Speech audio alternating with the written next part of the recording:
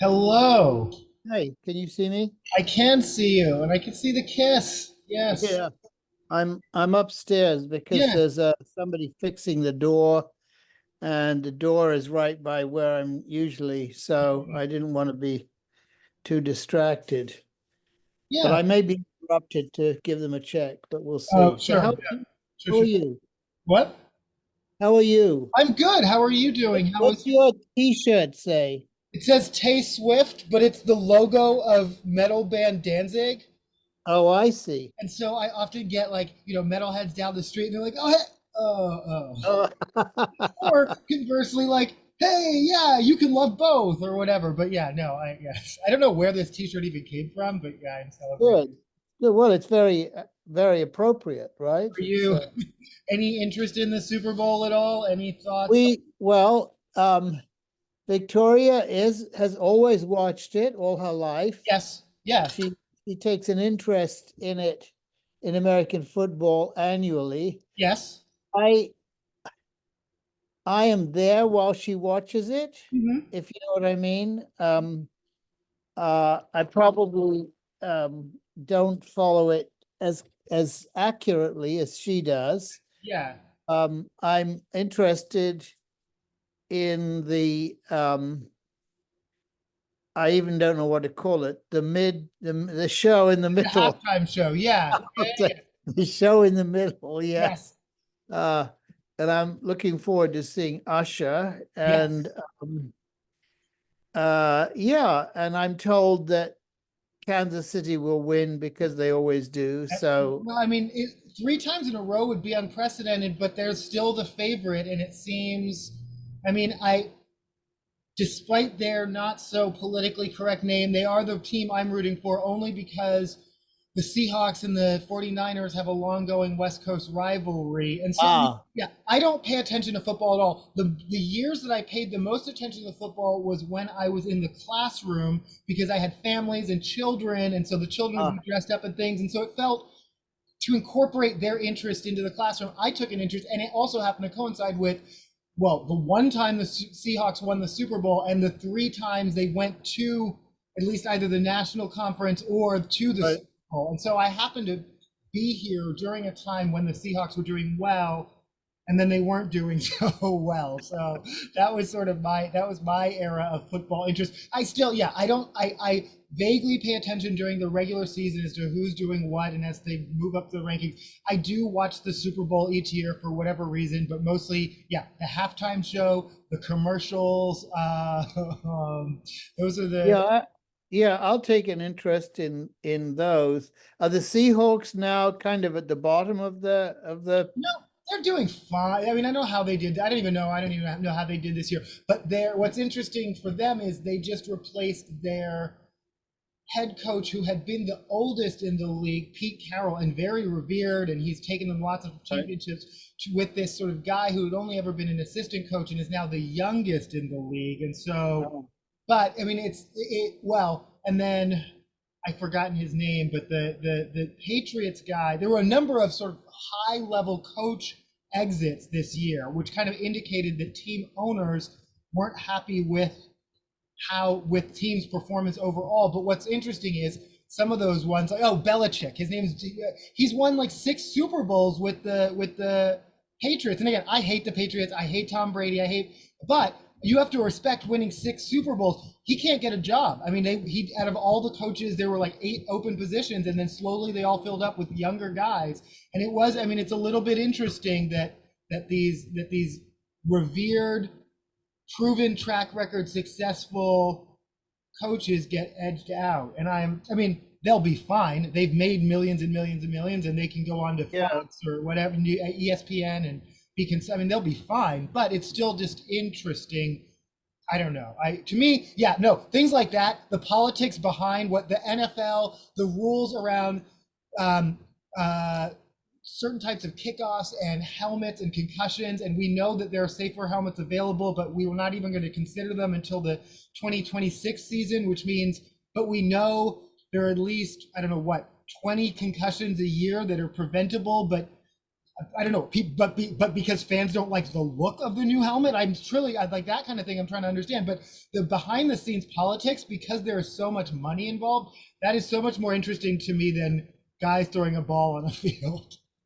Yeah, it's almost as if yeah, that's no longer I mean, there's also all this business of gambling, and this is in Las Vegas now. So It's everywhere because you don't, I mean, sports book is no longer, you don't have to go to Las Vegas to do it anymore. It was like you used to go to Las Vegas, then you could like have a proxy in Las Vegas, but now I mean, internet, it's just legal in most places. People are just betting. And so, yeah, you can just bet on the Super Bowl now. but you can bet on how many seconds Taylor Swift will be on the screen. So no, well, I mean, this is kind of ridiculous, but Howard Stern said, because one of the things you can bet on is who is Taylor Swift going to sit with at the Super Bowl. There was like, Howard was like, well, she should just, bet on herself and then just bring whoever she wants and she can, but I mean, yes, I think all of that's interesting. I do think it's a both and. I think football fans who are legitimately annoyed of why is there's all this attention on her don't realize. I mean, even the Chiefs owners, like, she's brought $400 million of value to our team. So Oh, yes. we're not going to be mad about it. No. But the whole thing about whether she wants that attention, I do think that that's an interesting both and, because when she dated Joe Alwyn and he was a very low profile guy, she legitimately was able to evade. But when she wants to, she can be. She controls the narrative, and so if they're saying every time they cut to her, it's because she wants them to. I'm not saying that's entirely true. I believe her when she says she doesn't know when the camera's on her or not, but she has to know if she shows up at the game and wears red and roots for it's. Well, yes. I mean, she's Oh, she knows. on stage. I think she brings more to NFL for as far as crossover fans than they bring to her, but I do think she does part of for her. Yeah, no, I'm obsessed with Taylor Swift. We don't have to spend the whole time talking about her or the Super Bowl. But for her, it is. I think she's still like, she wrote songs about the cheerleader marrying the captain of the football team. I think this is her. She has this very traditional hometown fantasy. That is the type of girls. Her dad. She grew up watching football. Her dad watches football. Oh, so it's part of her. No, it's not a. She's not assuming this. Yes, no. And so, I mean, I think. Okay. I was, the first time she showed up at a game, I was like, I actually made the joke. I was like, well, she was in the middle of a worldwide tour at the time. I was like, well, the very, very famously busy Taylor Swift is not going to be turned into a football widow. And yet, actually, for the rest of the season, she was at almost every game. But I don't think that's because she had to or she felt obligated. I think that was because she enjoys, that's how she was choosing to spend her free time. Yeah, I don't think she'd do it if she wasn't into it just to get publicity. She obviously doesn't need that, right? No. What else? What's going on? I don't know. The week went very quickly. Yes. I was working and reading the newspaper and well, not reading the newspaper, reading the news. I kind of try not to get invested in the battle of the dinosaurs because I am one myself. So, but it is interesting for me to have a 78, almost 79-year-old perspective on conversations about 77 and 81-year-old men and their abilities. Mhm. And I mean, one thing that you can't I suppose is not it really part of the discussion, which is neither pro nor con a presidential candidate, Mhm. is that it's probably one of the most supported jobs in the world. In other words, Mhm. it's it's not as if they're a gladiator running the world by Hmm. themselves, right? Yes. No. So this is interesting. This whole okay. So well, Trump tested it to a certain extent. My mother explained this to me decades and decades ago, and I can't even remember who it was. It was probably like Reagan's second term or something. Who, well, again, who she voted for is her business. But I at the time I remember expressing anxiety over a president becoming president. What's it going to mean? I've heard they have these horrible beliefs or policies, and her take was basically they can run the government without the president. They can run it around them. They kind of did it with, they kind of did it with Nixon. They kind of did it. I mean, you can, if you don't trust the person, you can do what you have to do. And it's true. It's what they did with Trump. It's what his advisors did. If he's saying do this and they're like talking him off the ledge, and then what ends up happening isn't what he wanted to happen because they can, but you can't always count on someone there to talk him off the ledge. And again, when people talk about like Trump, a theoretical second term, one of the really scary things is a lot of his ineffectualness he's figured out now. And so, for instance, the ban on Muslim majority countries, the first two were ruled unconstitutional because they were too blatantly dog whistly. But the third one, they actually were able to pass. And so I think things like that, the first time he listened to advisors because he wasn't confident, but this time he would just go out, he would just do what he wants. And so that's scary to me. Back to Biden. Yes, the president's very supported. I think actually, as far as his image, that's part of the problem right now. They are, the right wing is hammering over and over and over this message that he's being controlled by a media team, but it does kind of seem that way. They don't ever let him speak off script or off teleprompter. They don't, and that is a bad look. That in and of itself is a bad look. Biden looks bad because he barely says anything, and the few words he says get garbled. Trump says hours and hours and hours, all of it's garbled. It doesn't matter because those people don't care. They only care about what Biden says that's garbled. Yeah, right? they don't care. They don't, because yeah, they like the word salad because they're just going to applaud. Right. No, they're just waiting for the beats. It's not. I mean, Yeah. it's like a nursery rhyme. It's just you just wait for the rhythms Yeah. and then you clap along, but you're not actually, the meaning doesn't. Yeah. But if Biden can, if his, I mean, you're right. Trump is putting in place a lot of people who will actually do exactly what he wants them to do. They will not be, as there was in his first term, Yes. people who actually try to prevent him from doing that. Right. He will have a cabinet and a West Wing that is entire. They're loyal soldiers. Biden, I think, has intelligent people. Sure. I think they know what he wants done. I think what he Yes. wants done is mostly okay or positive. Yes. And he doesn't need to be articulate. And he doesn't, Well, I mean, I think that's going too far because again, I mean, the president has to be, they have to meet with foreign dignitaries. I think it's a both and. I don't think we can just excuse like he can just be whatever. At the same time, the joke I've been making this week is, I would much rather have someone whose finger is on the button but forgets to push it than someone who's like so bloodthirsty, ready to like, or hand over the codes or whatever. The thought of Trump having that power again for 4 years, Biden, again, like you said, there's someone else there who will remind him what the codes are. oh yeah, he's surrounded by people who are yeah, making sure that he doesn't actually. I mean, they can't prevent what he says, right. But I also think it was the press secretary points out Biden talks about hundreds and hundreds of politicians all the time. Oh, go for it. no, it's all right. Yeah, yeah. all They're the trying to time, get out. getting people's names mixed up. And then, Jesse Waters went on a whole, he had like multiple guests, including like that troll Stephen Miller and all from, all of them piling up on Biden. And and this was the same day as the report. So old man memory, old man memory, old man memory. And then he calls Kristi Noem, the governor from South Carolina instead of South Dakota, live on Fox while he's making fun of Biden. It's like, I guess Yes. it happens to all of us, Jesse. You're not getting any younger either. And I mean, I was in Yeah. I am in Zoom meetings all day long, and some of them are pretty big. And sometimes, like, the presenter in front of 150 people can't remember the word paper. And it's not shameful. It's just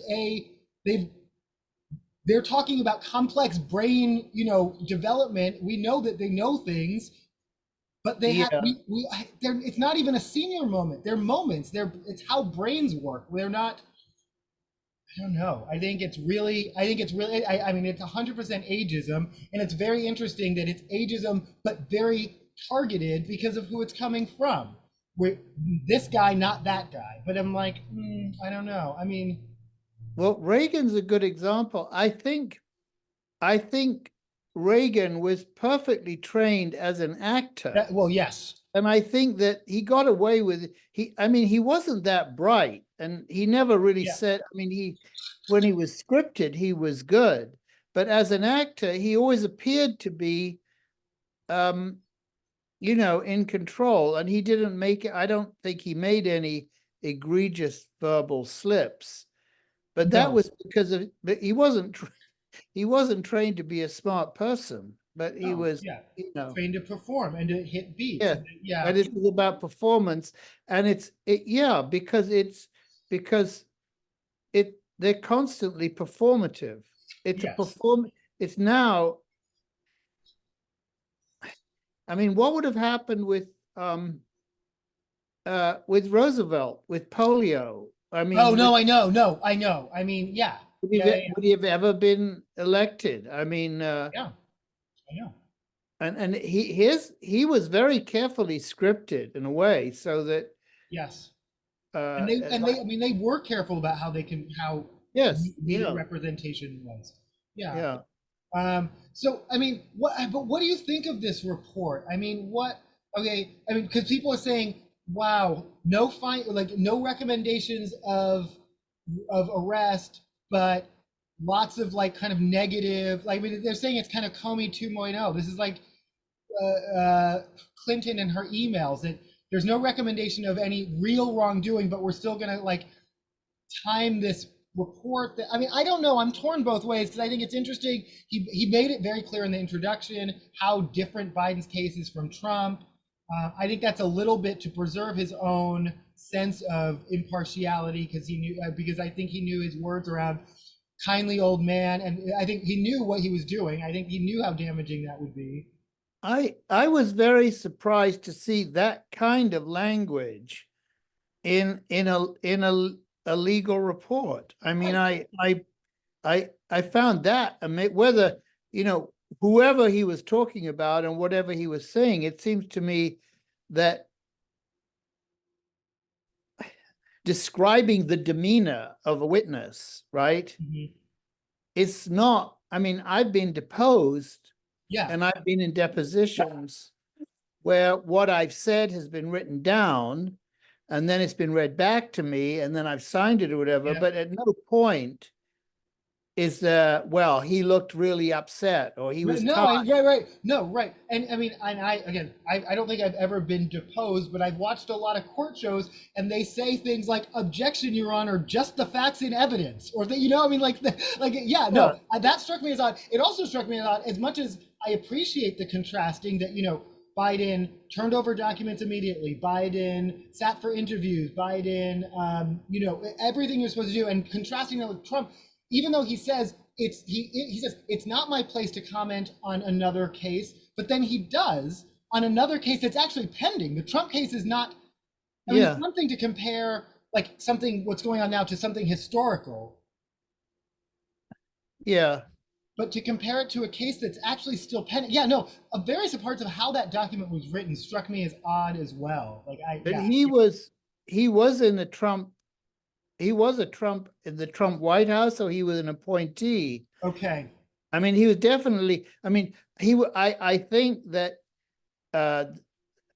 what's his name, the Justice Department Merrick guy. Garland, yeah. He chose him To prove to not impartiality. appear to be Yes. choosing a Yep. Democrat, Yep. right? I get that.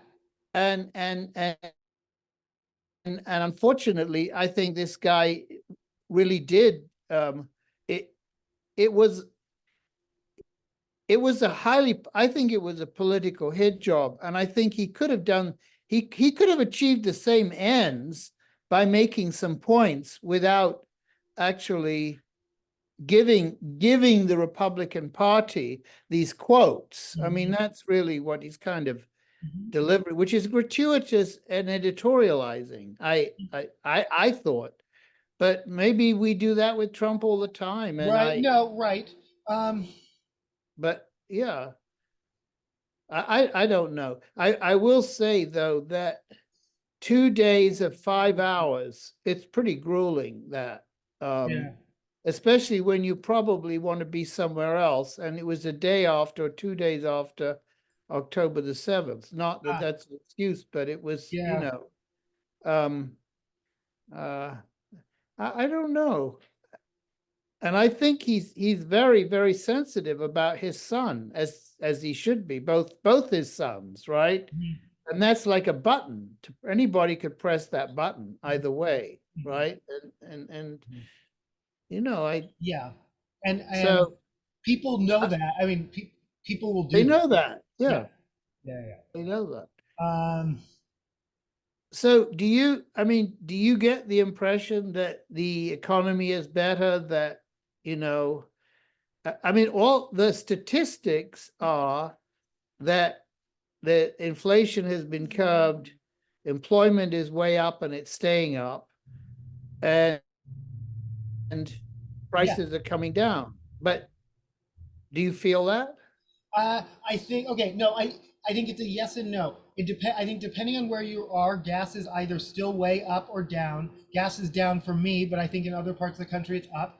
I think groceries are very, very expensive. I think like regular use. I mean, I went from being like they're not going up that much. Why is everyone talking to us to suddenly being like, oh wow, a can of soup is $8 because a can of soup by itself isn't even a meal. You still need like some crackers with like so it's $8 by itself for a single can of soup. That's like like I'm at the point where wow, groceries are really expensive. I think if you're a working family, it's really expensive. And I think if you live in those red states where they did things like refuse federal dollars for X, Y, and Z, then you're being hurt on purpose by your own governors to make to prove a point. I mean, they I mean the same thing with this border bill.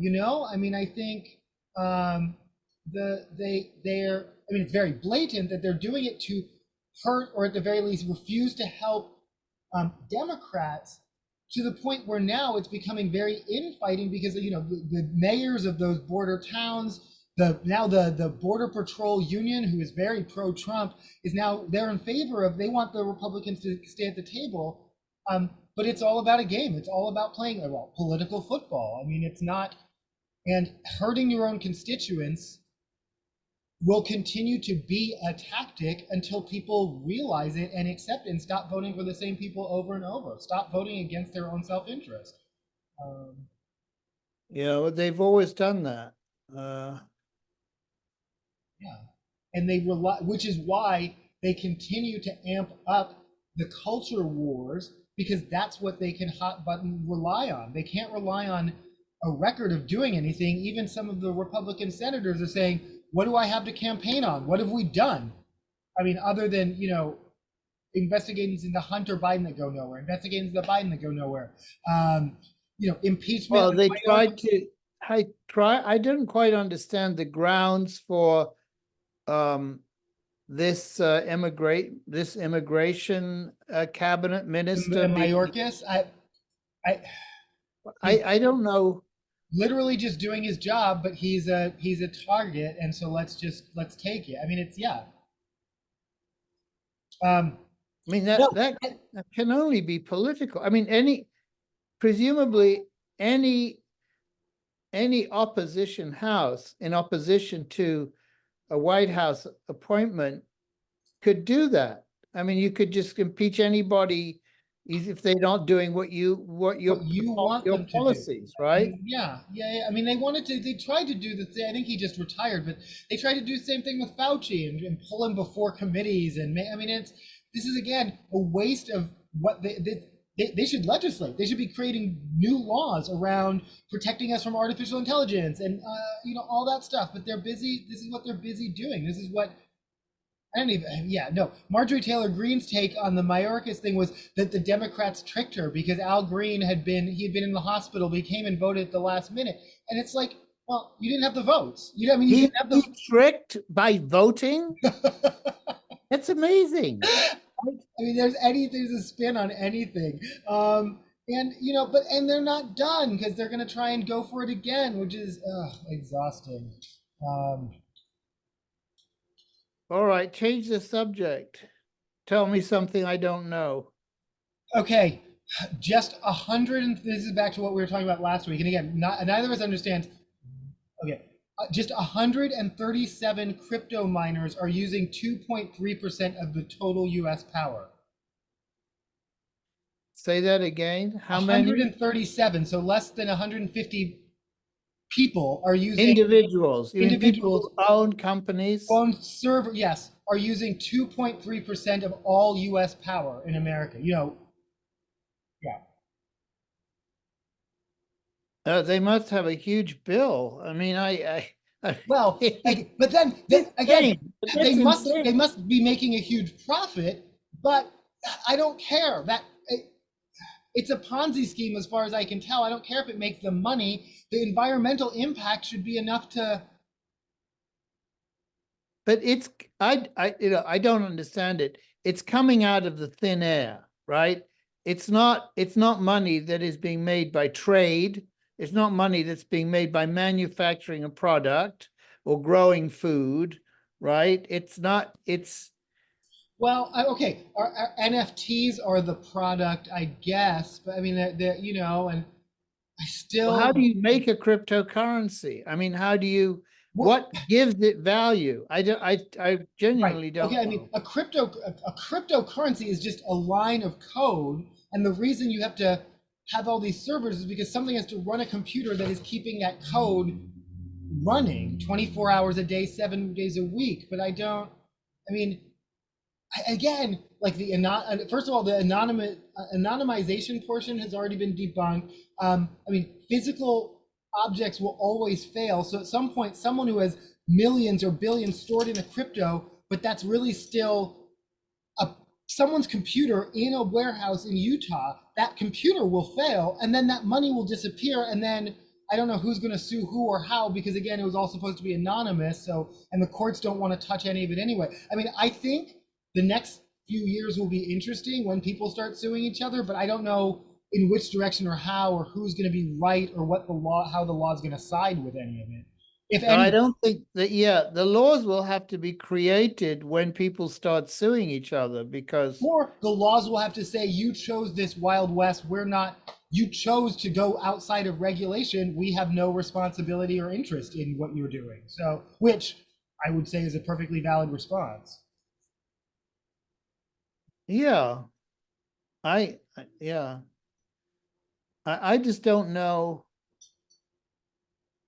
I mean, I would never get involved with that because I just don't understand. I don't see how it produces value. I don't know. So it does seem like a Ponzi scheme. Back to Argentina, and it was Argentina. So the guy who got in on we're going to use the US dollar, now he's been hedging his bets on using the US dollar, and people are saying, well, yeah, but now that's because you're the one printing the money. Do you know? Now it's your regime that gets the dollars when you keep so it's interesting. Oh, I see. He wants the US dollar for himself. Well, yeah. Oh. All right. Any thoughts on Elmo, Larry David, Elmo? Have you been following any of this? I think I was actually very impressed that Elmo got such a strong following reaction, I was slightly saddened by the fact that most people weren't doing okay, right? Or, I mean, that indicates to me that it did strike a nerve, because if it was like Elmo saying to kids, "How are you today?" and the kids saying, "Yay, we're great." In fact, if most of the kids said, actually, they kept their hands down, Yeah. and that's really what everybody did, or many Yeah. people, right? Yeah. It's probably better than any poll. I don't Right. know. No, okay. I have so many thoughts and feelings about this. One, the fact that it starts on X, and I'll say this every time, I get so mad that, I mean, it's owned by Elon Musk. He is evil. We all said we were going to leave it, but then people Was it on X? I didn't know that's what where it started. And so, I mean, yeah. So to me, actually, if we're going to talk about my mental health, the fact that Sesame Street Workshop, who does great work around anti-racism and children's poverty and things, but the fact that they're still on X, the fact that we all kind of like said, "Oh no, this is awful. We can't abide by this." But then a year later, I guess I'm the only one who actually quit. Like all the corporations who boycotted slowly came back. So that's my mental health. I think it's interesting. No, I think it was 100% organic. I think because it literally was just Elmo was wondering how everyone's doing, and it was thousands and thousands of people, grown-ups, children, and I think that that was interesting. Um, So I didn't realize it was on X. Okay. well, I mean, I, I, that's I to didn't me, pay any that's my. attention. Yeah. I'm giving up. No, I mean, this is me giving up. So first of all, I can't cancel anything, even if I could. If I had the power to, I would. But I mean, everyone uses Netflix to fight the fact that they fund Dave Chappelle, who's transphobic. Everyone uses Spotify despite the fact that they fund Joe Rogan, and he platforms all sorts of misogynist and hate speech and whatnot. It's, I mean, it's also why we're going to have Trump as the next president again. I mean, I think we can hate. We've reached a point where we hate stuff, but just kind of accept it as the way it is too.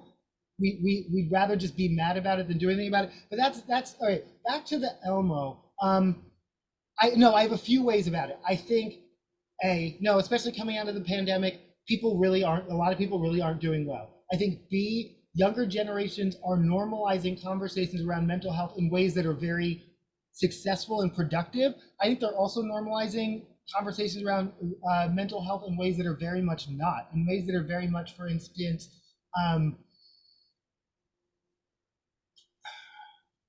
centering their own needs above the needs of others. I have anxiety, so I don't have any obligation to treat other people properly or to communicate well, or my anxiety takes precedence over others. And it's like, yeah, but other people have anxiety too. I mean, medically diagnosed anxiety.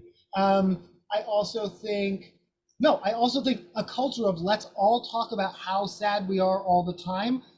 There was a time where I was like, oh wow, it's really great how younger generations are opening up about their feelings. But I was in a training, and it was they warned us it was around compassion fatigue and grief, but the trainer kind of got a little bit personal, and then it just turned into kind of a grief circle where people were just dumping into the chat, and the trainer lost. I mean, you could tell. I mean, they ended up shutting it down, and basically they didn't shut it down, but they were saying, if you need to go off camera, if you do what you need to do to self-correct, but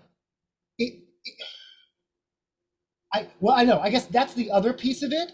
I think everyone is hurting and no one has tools. There are not enough professionals to go around. People are self-diagnosing. People are self-treating. People are using their friends as therapists in really inappropriate ways. People are being used as therapists in really inappropriate ways. People are doing their best to be their friends' therapists because that's all they, I think, yeah, I think there's really a lot to unpack with all of that. That starts with a Muppet asking, how is everyone doing? Do you think do you think there are differences culturally between the generations when it comes to this? Yeah. That Oh, yeah. the Yeah. Oh, yeah. Obviously, I think I am still, but probably the youngest of generations where mental health is really stigmatized. I think almost anyone younger than me is confident and comfortable talking about their mental health. though not necessarily in the workplace or workplace setting. And then I think, again, anyone under 30, again, back to where I feel like it's almost unhealthy. I think if someone is feeling pretty normal and they're confident and secure and has secure attachments, they probably feel the need in their peer group, and they're under 30 and they're in their 20s, to make up some anxieties just to fit in. I'm serious. That's interesting. So do you think also that in a way, the threshold is lowered in terms of, you know, one's expectations from life? Oh, One's absolutely. First of all, no. life being, I'm grateful for some good days, you Yes. know, and Yeah. I expect I'll have some sad days or bad days. Yes.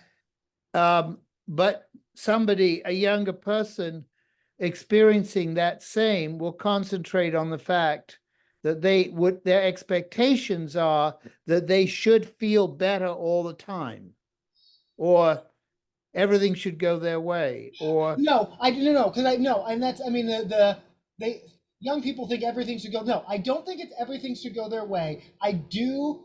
No, I think, unfortunately, given the time and timing that many of them are born into, from 9/11 to economic to pandemic, I think most people, I think the depressing thing is they don't have any expectation that they should be happier, and they don't see any pathway to it. They don't feel that they have any role models. They don't think our generation, our peers, are role models, and they're right. We're fuck ups who are drink too much and I don't think they see a path to happiness. And and that's the concerning part. They can't yes, I do think they catastrophize too much, but that's because they've never had enough examples of okay. the opposite. So in fact, they're even though there may be a degree of self-indulgence, they have reasons. They have Yes. Oh yeah. Oh yes. Oh yes.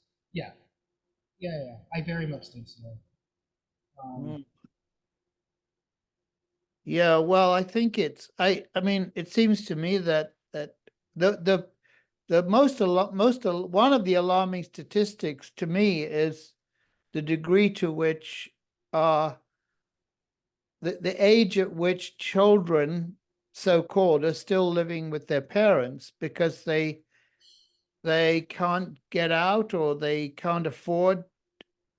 I don't know. Okay. Do you This think wasn't it's interesting to me. I mean, why is that? I think it's a reverse cultural shift that I actually yeah, no, despite the fact that I'm estranged from my own child and I don't live in my home, I actually am in favor of. I think it's fine. I think I mean, this is a kind of, I feel like, I don't want to say a media created, no, it becomes a news story in economic downturns, but the actual statistics on it stay relatively flat through economic conditions. That's one thing, and continue to increase. Again, if you look at from like 2008 until, and then look again in like pandemic or what have you, you see slight elevations, but no, it stays constant. And I think it's I think it's a slight return to, well, no, I think a few things. I think one, there is a certain percentage of any generation, and I mean, it's in some, there are cultures you can get into culturally, but who don't want to grow up or who aren't, and I think that that's part of it. But I also think a return to a type of family unit that has never been common in America, where people live multi-generationally, which throughout most of the world, has at least been partially economic. I mean, the other economic trend, and again, this has nothing to do with children living with their parents longer. Here's one that's newer. People, well, you and I did it, but that was you giving me help. But families get, parents and children get houses together. Like they both go on the lease and both plan to live there because neither the child nor the adult can afford the house by themselves. So that's that's and that has less to do with even how much you make, but how the housing market. I mean, that's a whole set. As you know, you're looking at a house now. Yeah. But you also you're going to sell a house, and you talk about it's going to take a year, and and all of that. So no, the housing market. So I mean, there is no that in I don't know. I think there are many cities where there is no affordable cities and suburbs where there's no affordable housing for a 20-something-year-old who's even making a reasonable salary. Who's making a reasonable money. And again, back to that hopelessness, it is learned, and it is to a certain extent. I mean, the other statistic is people my age and people your age aren't moving out of the houses, and especially that the big houses. And you think of someone like me, who I didn't necessarily plan to live by myself in a house this big, but now I've got 3 bedrooms in a suburbs. This house would be perfect for a family, but I'm living in it by myself. Not even so well. I mean, I do love it actually, but I mean, if mortgages were at 2%, and now that Nick's out, I could move to a condo closer to downtown, downsize, I might do that, but that's more a 10-year plan or a 15-year plan until rates go down. I'm not going to do that, which means I'm going to take up this space that is more appropriate for a family until then. It's only partially my choice. It's not me being selfish or refusing to let go. It's my own economic. The fees would cost me too much if I moved now. I wouldn't, Yeah. So yeah, I mean, it's. Oh, that's interesting. I'm glad you said that.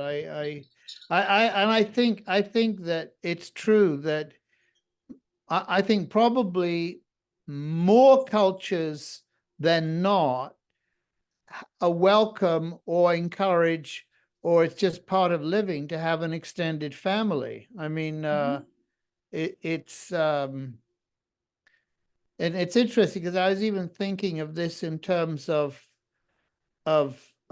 my brother Johnny, who he and I came from I won't say kick you out the door, but we were happy to get out. We were happy to get out, right? And it would have never occurred to us not. But he married into a very different culture. Yes. Where the extended family, even if they didn't live in the same building, they lived adjacent in houses nearby, aunts, uncles, and they were in and out of it. It's a supportive system, right? Right. Which I'd never seen that until I started to visit. Well, I mean, no, and I understood it. I mean, his father-in-law, Frankie's father, was the youngest of a family and he had older sisters, and even when he was an old man, they were supposed to take care of him. Yes. In other words, they'd bring him food, even though because he was their little brother. And I found that fascinating. I mean, okay, and